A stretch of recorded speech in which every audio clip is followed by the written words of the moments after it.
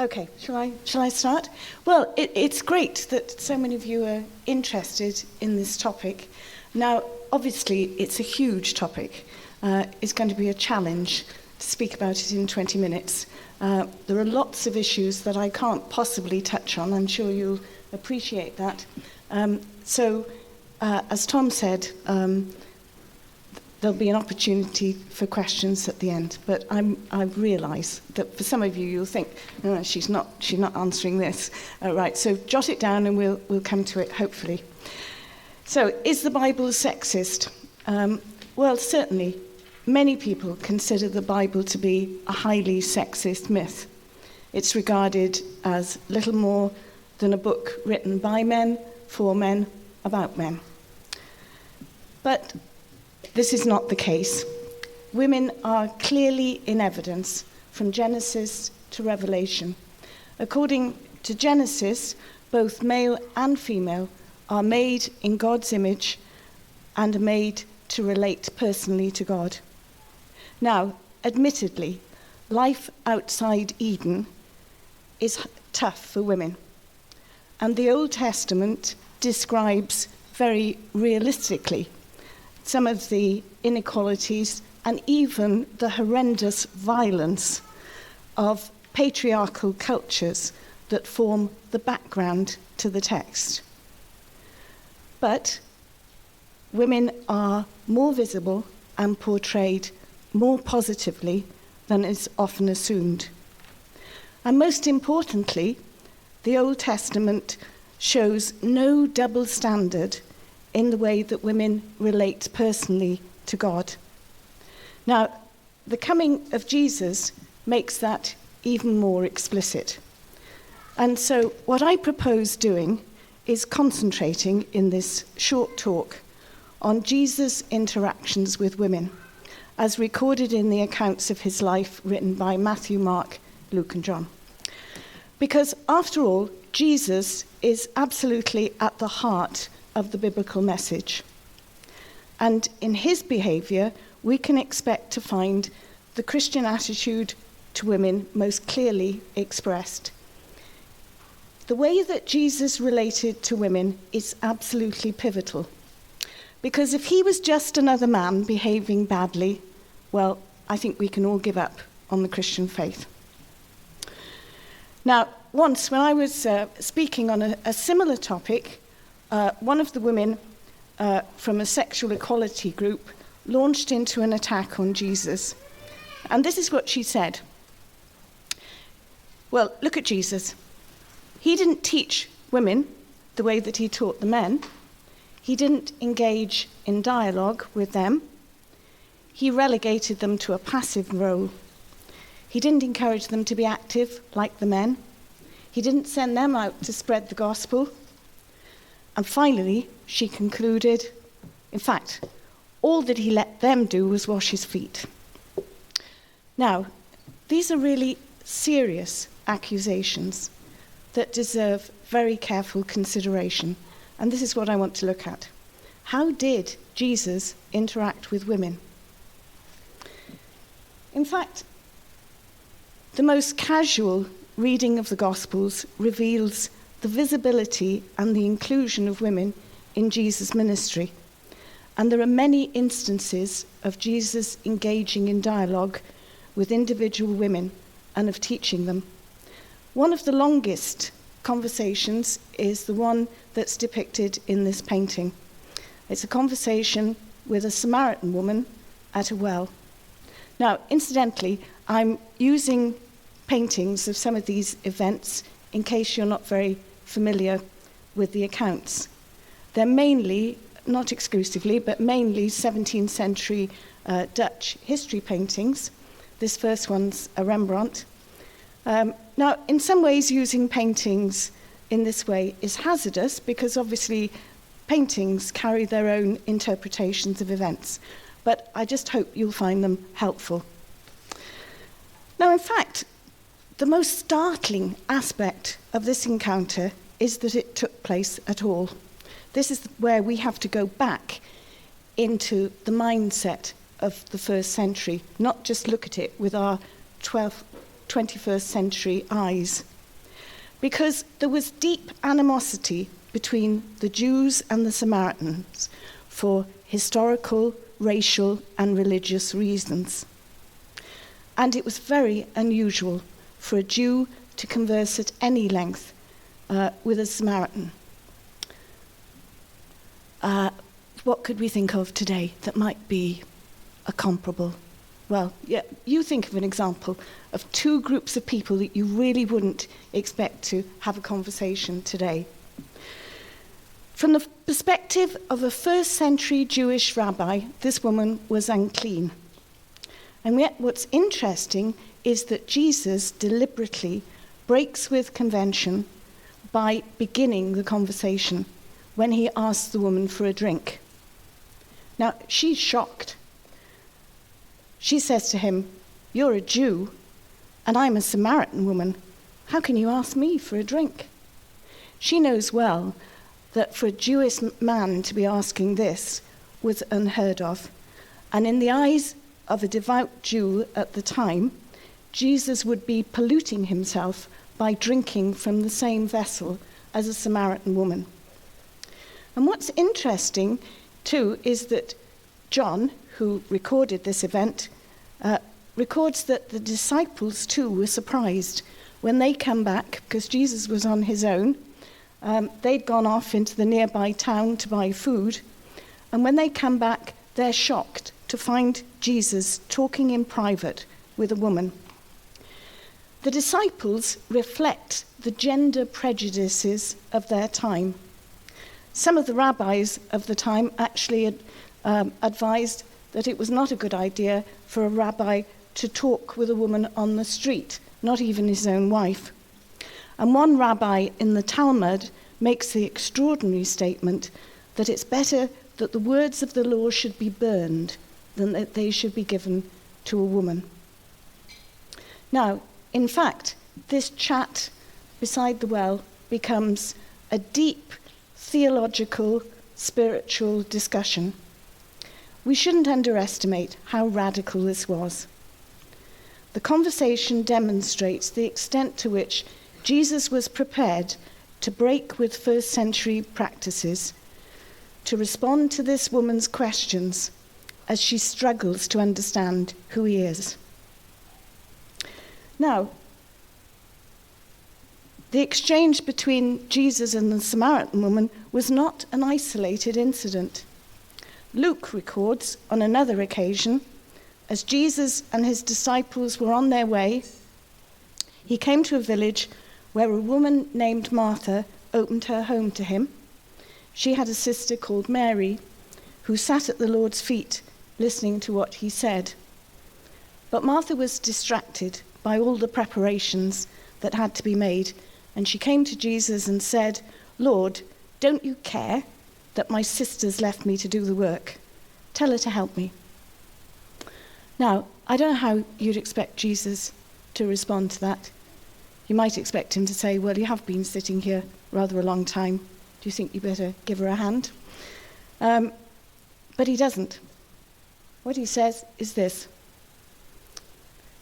"Martha, you're worried and upset about many things, but few things are needed, or indeed only one. Mary's chosen what is better. It won't be taken away from her." Now, in fact, what Jesus was doing was commending Mary for adopting what in the first century was a traditional male role of a student sitting at the feet of the rabbi being taught. For instance, the Apostle Paul in the book of Acts says of himself that he sat at the feet of Gamaliel. In other words, Gamaliel was his teacher. It was a standard expression. So, whoever your prof is here, in the first century you would talk about sitting at the feet of prof whoever. So, Jesus was breaking rabbinical tradition when he taught women. The good news of the gospel is for male and female. Jesus revealed himself as plainly to women as to men. He teaches Mary and other women, and we shouldn't think that he was had a particular down on Martha, because on another occasion, Martha is the first person to hear one of the most important statements in the Gospels when Jesus tells her that he is the resurrection and the life, and that whoever believes in him will live even though he dies. The writer Dorothy Sayers summarizes the way that Jesus was distinctive in her essay, Are Women Human? Incidentally, Dorothy Sayers was in a very good place to recognize discrimination when she met it, because in fact she was one of the first women to graduate from Oxford in 1915, but at that time Oxford didn't award degrees to women. So she graduated, but she didn't get her degree for another 5 years until they changed the university regulations. But this is what she says about Jesus. The many women who appear in the Gospels had never known a man like Jesus. There never has been such another. A prophet and a teacher who never nagged at them, never flattered or coaxed or patronized. So in other words, no everyday sexism here. Who never made jokes about them, who took their questions and arguments seriously. There is no act, no sermon, no parable in the whole gospel that borrows its pungency from female perversity. And in the Sermon on the Mount, Jesus insists that women shouldn't be reduced to sexual objects. Women are not to be objectified. He teaches his male disciples to control their thoughts. He doesn't teach separation and seclusion. And in an unprecedented step, he allowed a number of women to take to the road and follow him. Luke tells us about this itinerant group. This is what he says. After this, Jesus traveled about from one town and village to another, proclaiming the good news of the kingdom of God. The 12 were with him, and also some women. And he lists them.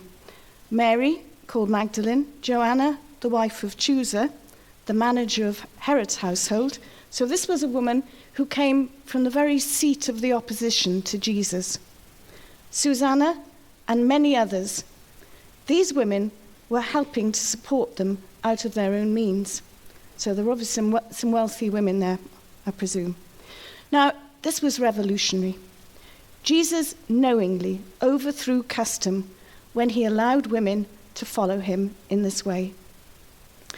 Now, you notice here, I haven't got a painting, because as far as I know, there isn't one in the whole of the history of Western art. If you can find one, I'd love to have it.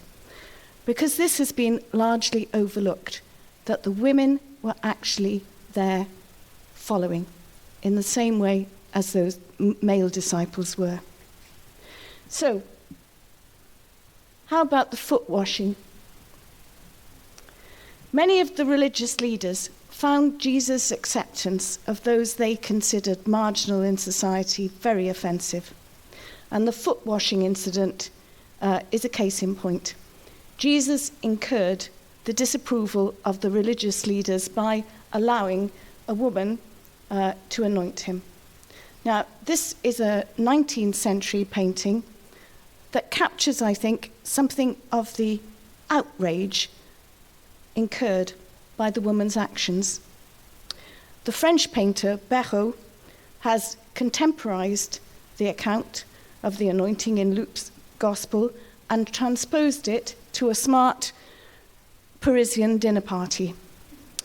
This painting hangs in Orsay. It's absolutely enormous. I couldn't get over it when I first came across it. About the size of that wall, really huge painting. And you can see what's happened is that the arrival of the coffee coincides with the entrance of an uninvited guest.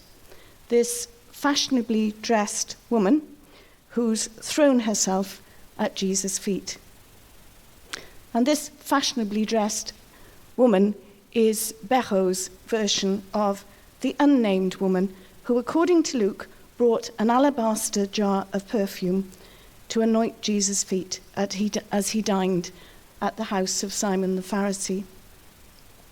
Now, I think it must be obvious from the texts that we've already looked at that Jesus wasn't intent on trampling the woman underfoot, not at all. This was an effusive, extravagant gesture on her part, an expression of her love and faith. She recognized that Jesus was a man like no other. And in every generation and in different cultures, women have come to the same conclusion. A notable example is Josephine Butler, after whom the college here is named. Anybody from Josephine Butler? Great. I hope you know all about Josephine Butler. She is one of my great heroines. She was one of the most revolutionary, remarkable social reformers of the 19th century. That doesn't do her justice. But in 1879, she was speaking in Cambridge to a group of male undergraduates. And in her lecture, she challenged the double moral standards of the time. But she highlights this. There stands on the page of history one marked exception. And so far as I know, only one, that of Christ. And then she went on to tell them this story of the woman caught in the act of adultery who was dragged before Jesus in the temple courts. It's an incident that John records in his gospel. And the Pharisees asked Jesus if she should be stoned. What they were doing was they were using it as a trap. And Jesus very cleverly turns the accusers into the accused and says, "Let whoever's without sin cast the first stone at her." And I think Rembrandt beautifully captures the essence of this encounter. You see the Pharisees and the teachers of the law, there they are, ranged in red and black. They've dragged the woman into the temple courts. In fact, according to the Levitical law, they should have brought both partners. If they'd caught her in the act of adultery, presumably the man was there as well. But they'd chosen just to bring the woman. But in fact, it's the woman who goes away forgiven. And Jesus tells her to stop sleeping around. The focal point of the painting is this Pharisee's accusing finger pointing at the woman. And in many ways, this is what's happened throughout history. It's always been a case of cherchez la femme, find the guilty woman. But Jesus was the great exception. So he clearly affirms women. He clearly affirms women as being equally made in the image of God. He makes it clear that he's come so that both women and men can find forgiveness and be reconciled to God by his death on the cross. These women weren't a fringe following. They were involved in all the central events of Jesus' ministry, from the cradle to the cross to the empty tomb. There were women there. And Jesus' total inclusion of women is demonstrated by the fact that the women who followed him were the first witnesses to the resurrection. They were the first to discover the empty tomb and to hear the most stupendous announcement ever made to the world, that a man had risen from the dead, that Christ had risen. Now, this is absolutely astonishing, because in the first century, a woman couldn't give evidence in a court of law. She was taken to be too unreliable. And yet, women were chosen as the first witnesses to the resurrection. You know, to my mind, along with the legal arguments for the historicity of the resurrection, the report of the women is convincing evidence. No first-century man, in his wildest imaginings, could have invented a story where women got there first. The Cambridge physicist John Polkinghorne comments, and this is what he says: "Perhaps the strongest reason for taking the stories of the empty tomb absolutely seriously lies in the fact that it's women who played the leading role. It would have been very unlikely for anyone in the ancient world who was concocting a story to assign the principal part to women, since in those times they were not considered capable of being reliable witnesses in a court of law." And according to the Gospels, the male disciples didn't believe the women because their words seemed to them like nonsense.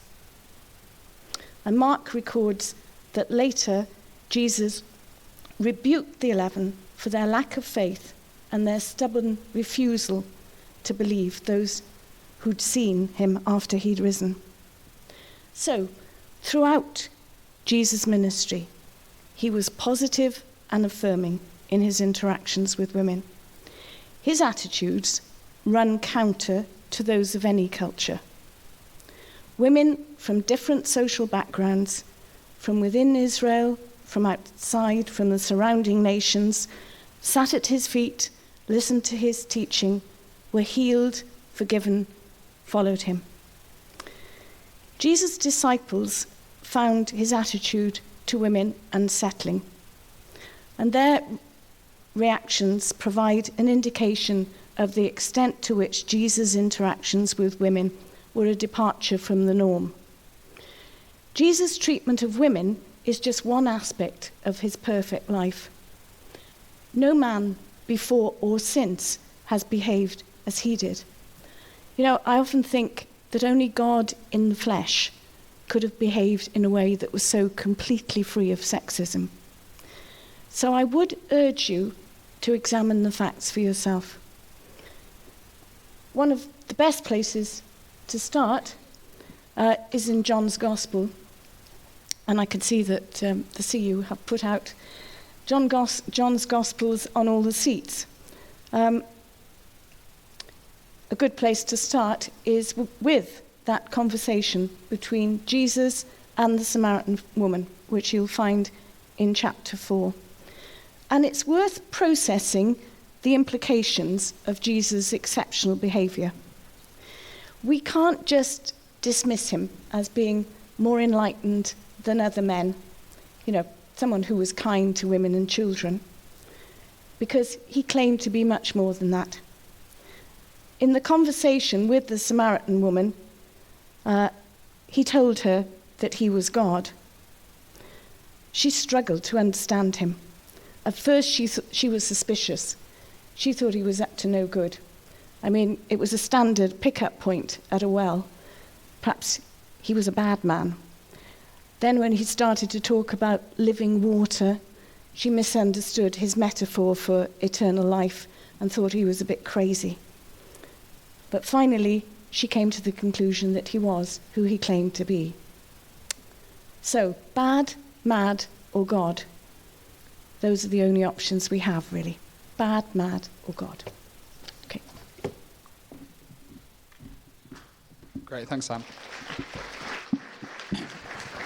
Why don't you take 60 seconds on your tables, maybe have a quick chat about something that Anne said, and think of some questions that you've got and text them in.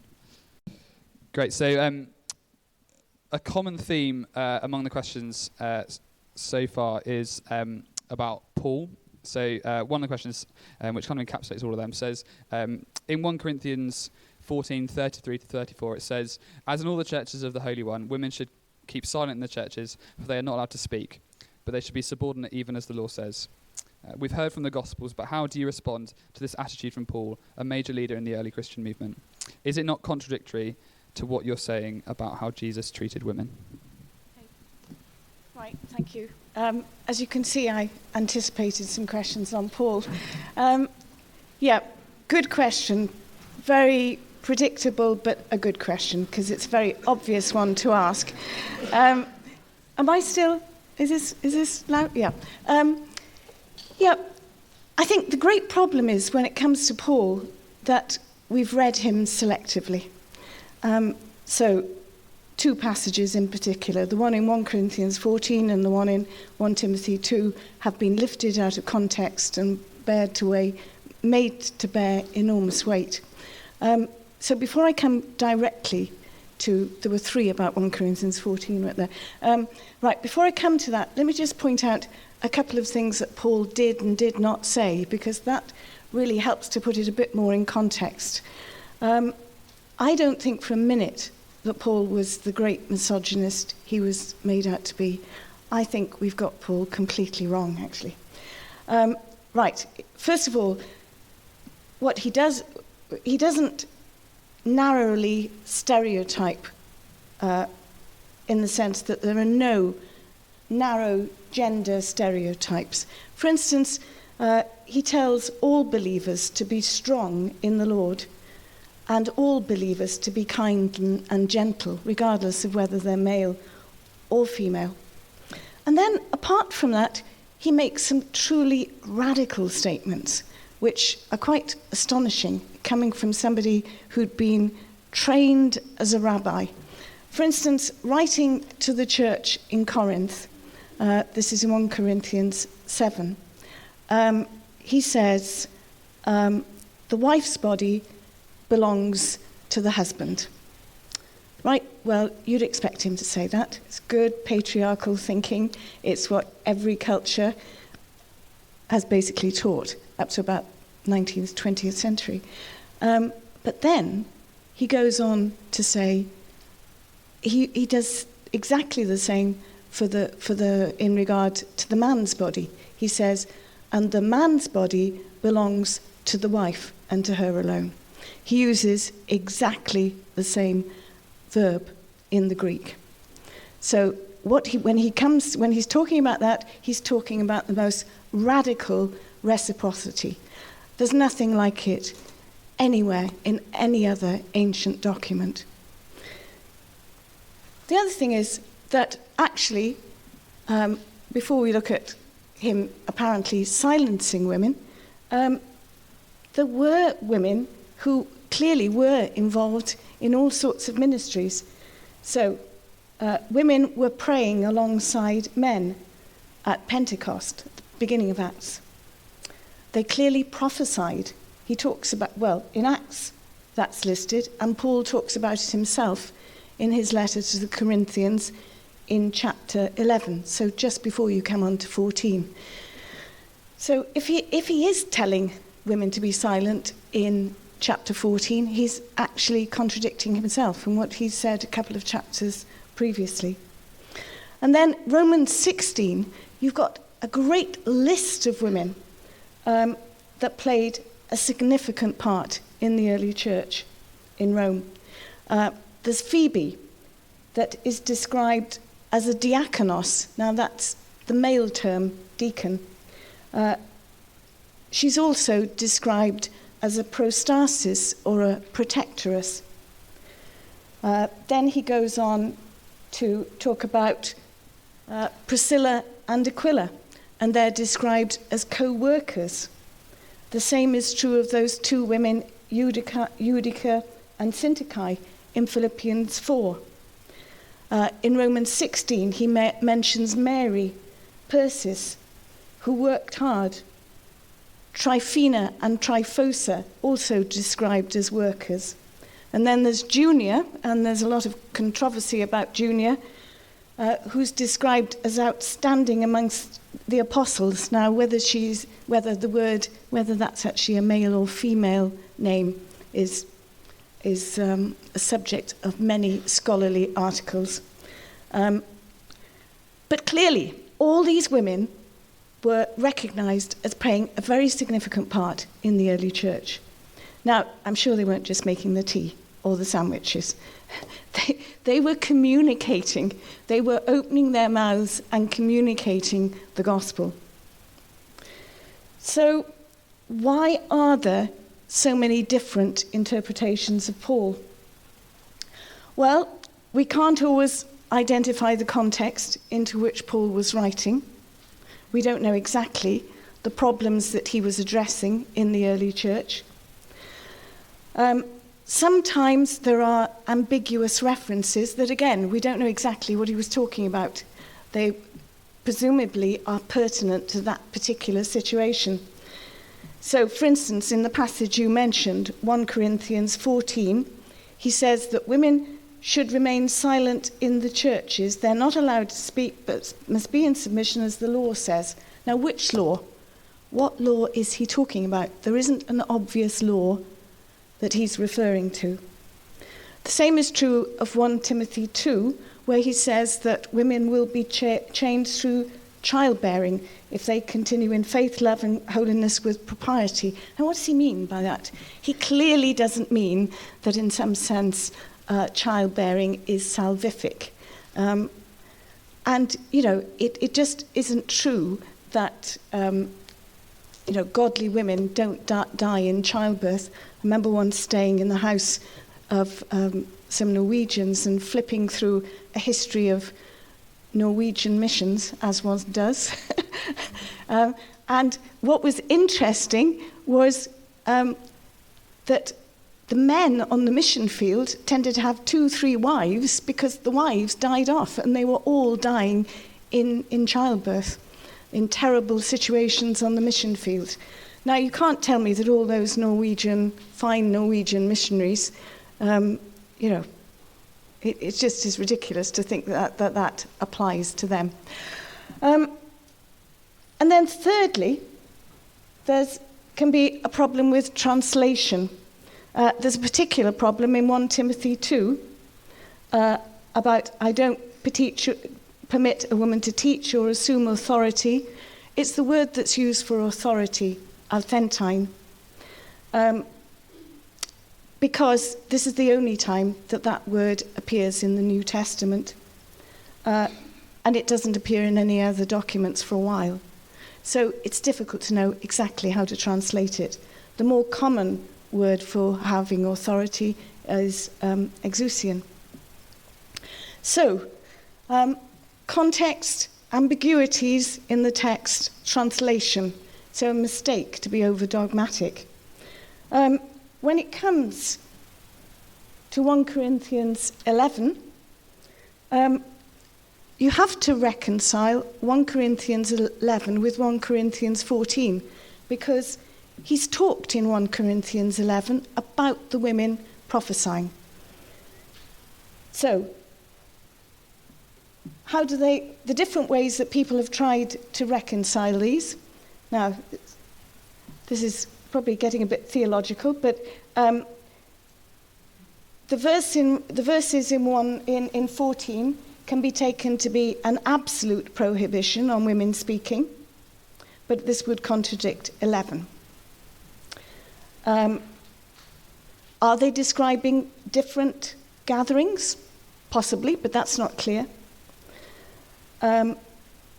Or is it limiting some sort of participation? Are they judging their husband's prophecy? It's just not clear.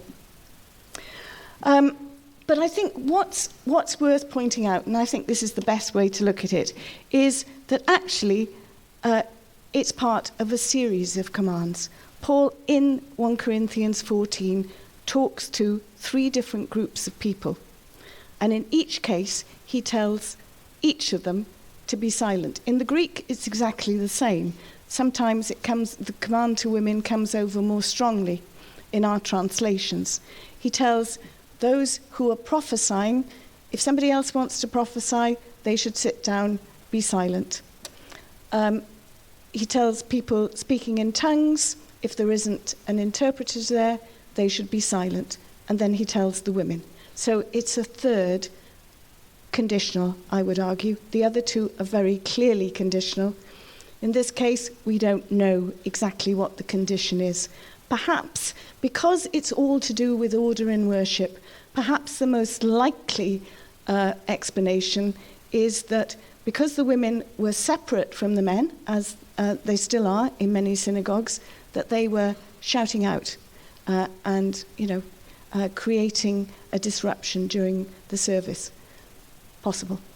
It's a long answer, sorry. Does anyone have a question they want to come back on from that? No? Sorry. No, that's fine. Great, okay. Well, we're gonna finish up there.